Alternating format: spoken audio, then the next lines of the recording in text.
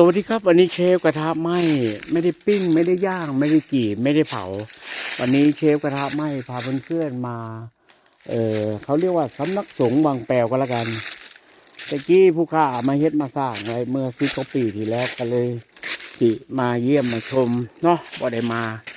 กระโดดละก็เลยที่พาเพื่อนขึ้นแต่เดินหอเทวดาเพื่อนเนาะตัวมือเนี่ยก็ที่เป็นแหล่งท่องเที่ยวเลยล่ะเดี๋ยวที่พัฒนาให้เป็นแหล่งท่องเที่ยวเนาะแต่ประตูที่พาขึ้นไปทางเดินเนาะขึ้นไปทางเทิงเนาะนี่ก็ที่เป็นนี่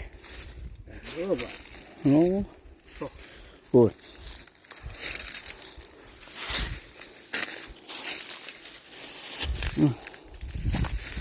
เป็นห่อเทวดาเอามากราบมาอันนี้เด้พูดลูกหลานมาคิดฮอดคิดถึงได้คิดฮอดคิดถึงกันอยู่ดอกมาส้มบารมี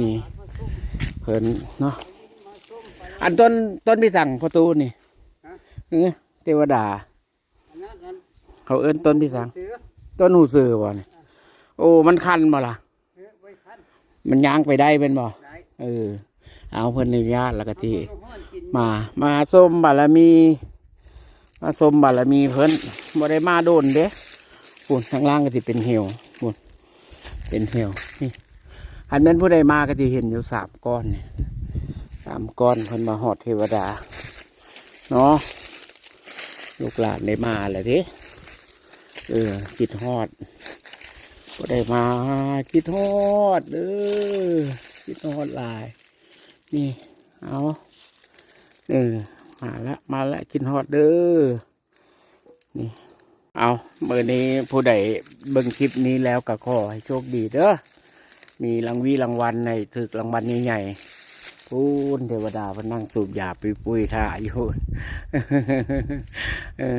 เอาเมื่อนี้สำนีเด้อ